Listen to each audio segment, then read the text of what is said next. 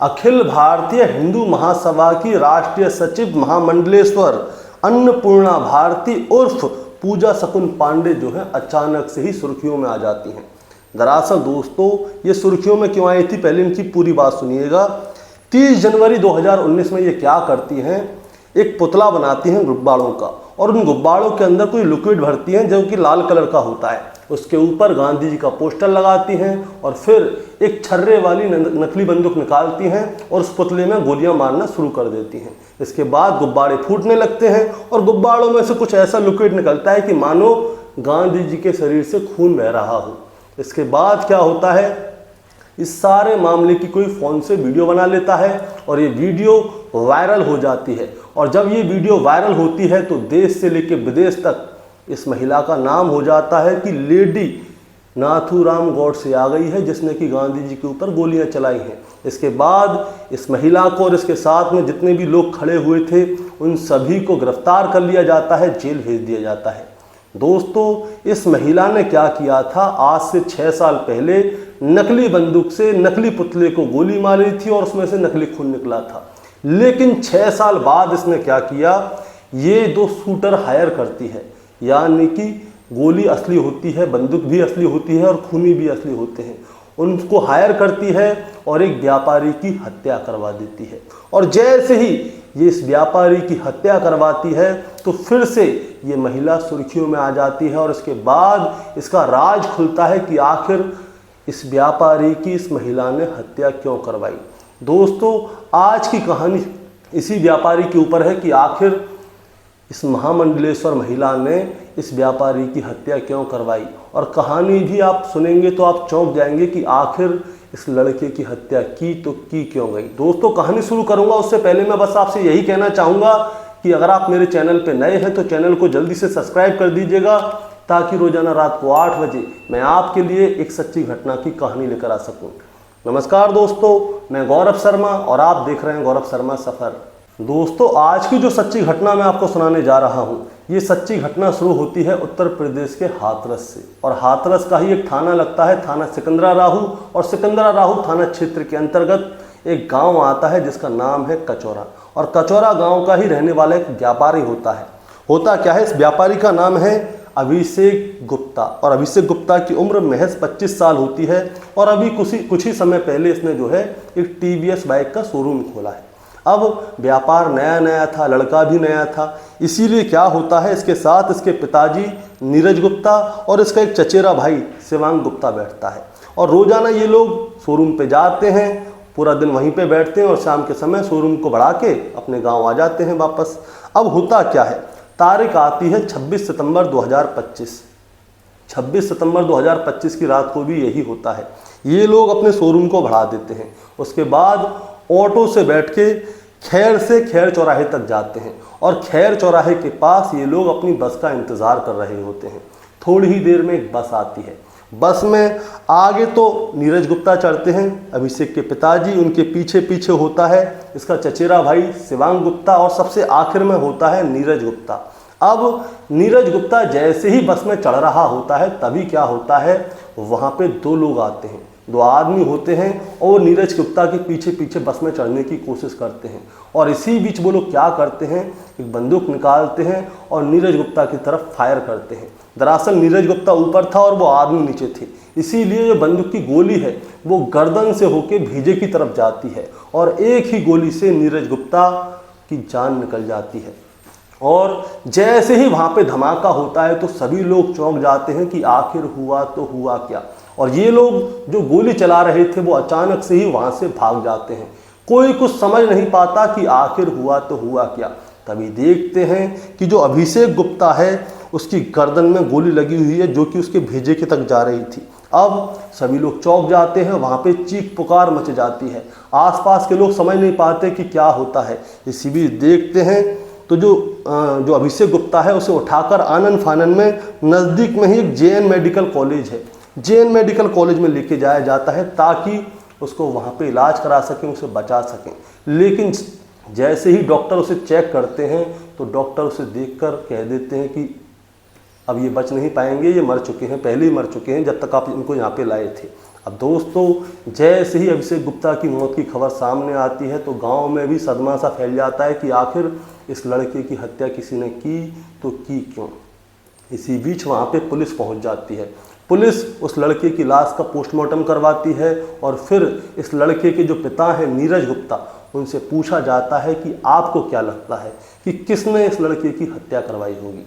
अब जैसे ही उनसे पूछा जाता है तो वो सिर्फ 2 नाम लेते हैं और जैसे ही वो 2 नाम लेते हैं तो पुलिस वाले भी चौंक जाते हैं कि ये नाम किसके ले रहे हैं, आखिर वो इनके बच्चे की हत्या करवाएंगे तो करवाएंगे क्यों। दरअसल दोस्तों होता क्या है, वो नाम लेते हैं अखिल भारतीय हिंदू सभा की राष्ट्रीय सचिव महामंडलेश्वर अन्नपूर्णा भारती उर्फ पूजा शकुन पांडे और उनके पति अशोक पांडे का। अब दोस्तों आखिर ये लोग इसकी हत्या क्यों करवाएंगे, ये चीज़ सामने आनी थी। पुलिस वाले जो है नीरज गुप्ता उनकी बातों पे विश्वास नहीं करते, आखिर वो क्यों करवाएंगे भाई आपके बच्चे की हत्या। इसके बाद सोशल मीडिया में ये सारा मामला फैलने लगता है। पुलिस वाले शुरुआत में इस मामले को दबाने की कोशिश कर रहे थे, लेकिन जैसे ही ये मामला सोशल मीडिया और मीडिया में फैलता है तो सभी जगह से एक आवाज़ उठने लगती है कि न्याय चाहिए और पुलिस के ऊपर से प्रेशर भी पड़ता है। और इसके बाद पुलिस की टीम जो है अपने काम में लग जाती है और जो महामंडलेश्वर है अन्नपूर्णा भारती उर्फ पूजा शकुन पांडे, इसके बारे में पूरी जानकारी ली जाती है कि आखिर ये है तो है कौन। अब दोस्तों मैं पहले आपको इस महामंडलेश्वर के बारे में बताना चाहूँगा कि ये महामंडलेश्वर कहाँ से कहाँ तक कैसे कैसे पहुँची।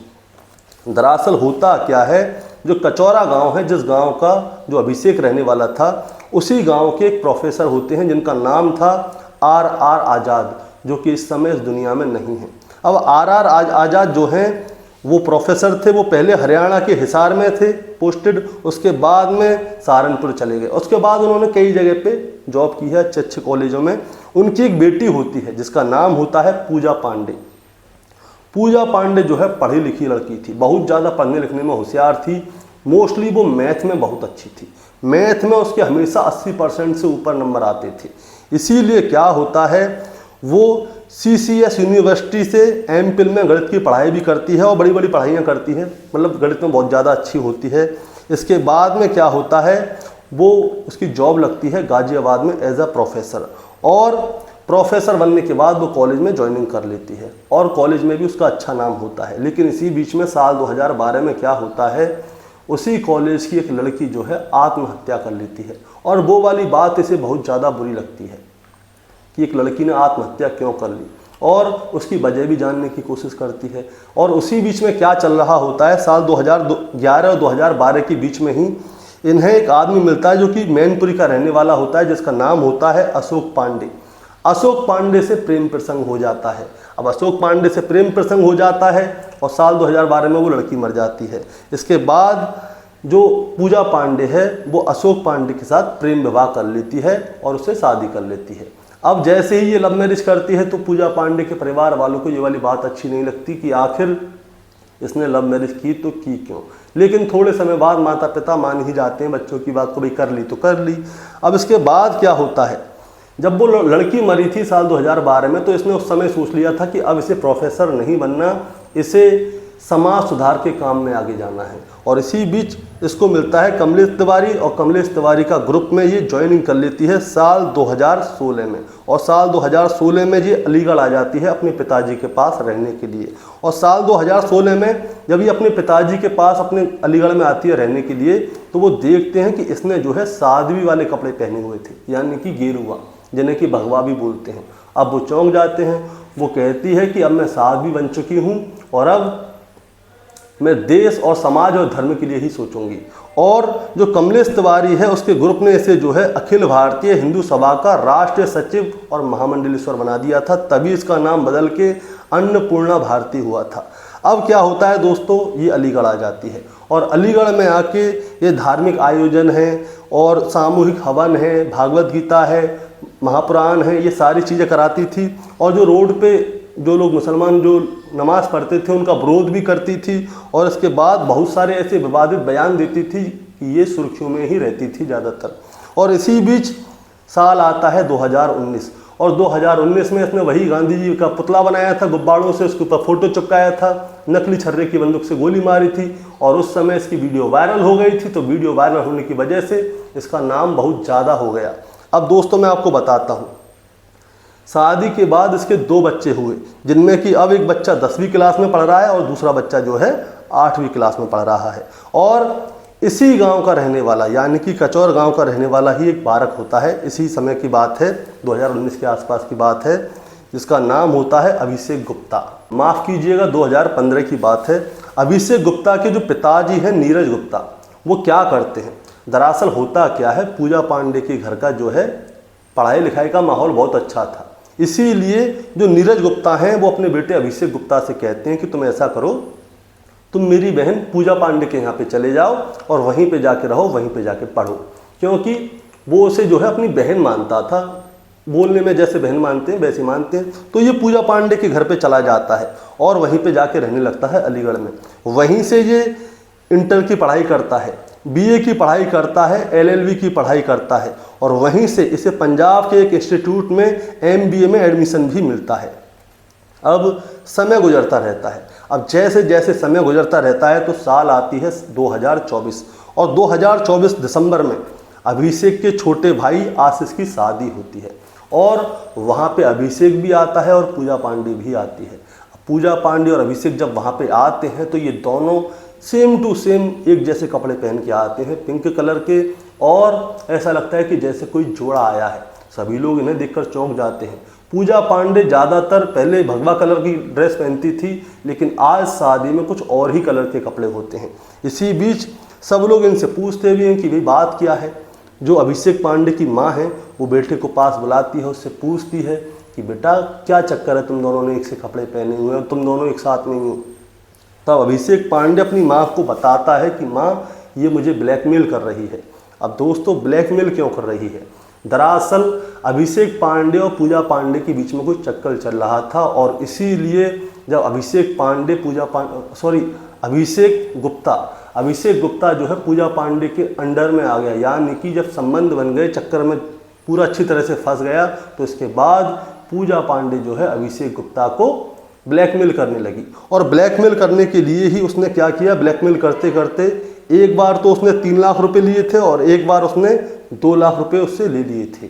अब जब ब्लैकमेलिंग कुछ ज़्यादा होने लगी तो अभिषेक गुप्ता की मां ने उसे समझाया और उससे कहा कि अब तुम इससे दूरी बना लो। इसीलिए क्या होता है, अभिषेक गुप्ता उससे दूरी बनाने लगता है, उसके फ़ोन को भी ब्लॉक कर देता है और कैसे भी उससे बात नहीं करता और उससे बहुत ज़्यादा दूरी बना लेता है। अब आता है अगस्त का महीना।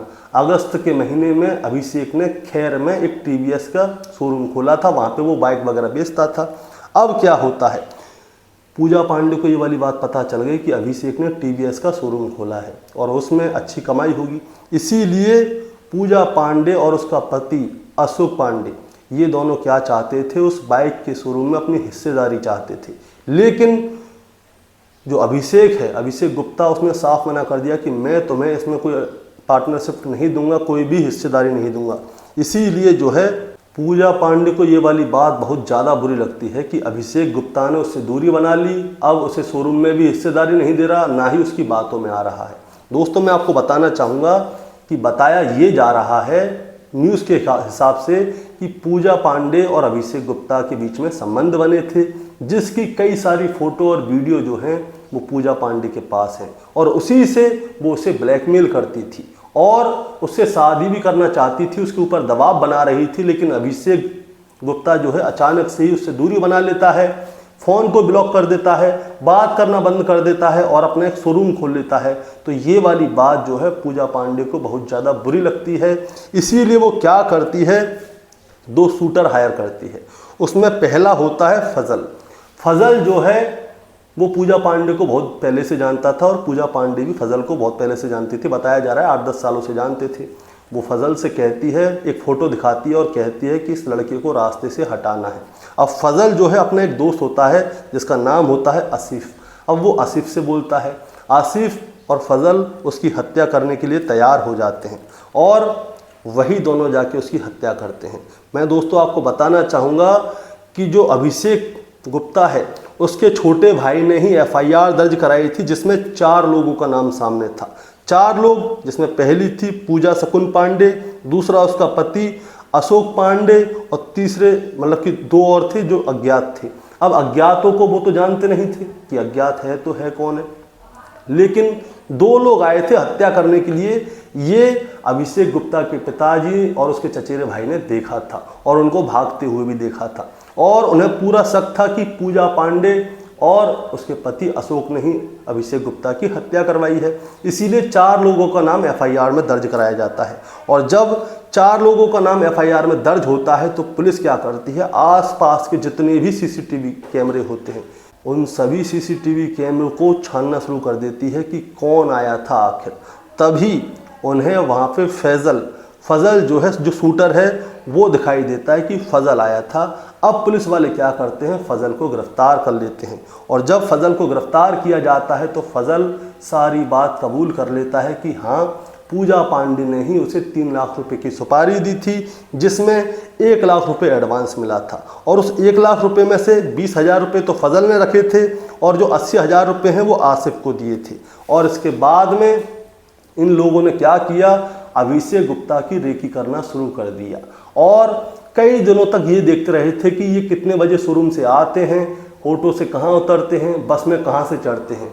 इसीलिए क्या होता है, 26 सितंबर 2025 की रात की बात है, जिस समय अभिषेक, उसके पिता और उसके चचेरा भाई ये तीनों ऑटो में से उतर के खैरेश्वर चौराहे पर उतरते हैं और खैरेश्वर चौराहे पर ही वो लोग बस का इंतज़ार कर रहे होते हैं।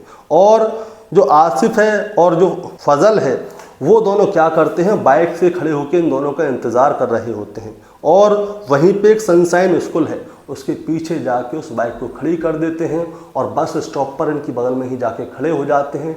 ये एक तलाश में रहते हैं कि कब मौका मिले और कब अभिषेक में गोली मारी जाए। इसके बाद अभिषेक के पिता और चचेरा भाई जो हैं दोनों ही बस के अंदर चढ़ जाते हैं और नंबर आता है अभिषेक का बस में चढ़ने का। और जब अभिषेक बस में चढ़ रहा होता है तभी आसिफ क्या करता है, बंदूक निकालता है और तुरंत नीचे से फायर करता है और गोली सीधे गले से घुसते हुए भेजे में जाती है, जिसकी वजह से अभिषेक की मौके पर ही मौत हो जाती है। और इसके बाद उसको हॉस्पिटल ले जाया जाता है। अब जब उसे हॉस्पिटल लेके जाया जाता है तो पता चलता है कि वो मर चुका है। अब दोस्तों मैं आपको बताना चाहूँगा कि पुलिस ने जो है फैजल और अशोक पांडे को गिरफ्तार कर लिया है, लेकिन जो मुख्य आरोपी है जिसने गोली मारी थी यानी कि आसिफ, वो अभी फरार है और पूजा पांडे जो कि महामंडलेश्वर थी वो भी फरार है। अब पुलिस वाले जो है इनको ढूंढने में लगे हुए हैं और जब ये दोनों हत्थे चढ़ेंगे, पूजा पांडे जब हत्थे चढ़ेगी तब जाके पता चलेगा कि आखिर पूजा पांडे ने अभिषेक गुप्ता की हत्या कराई तो कराई क्यों।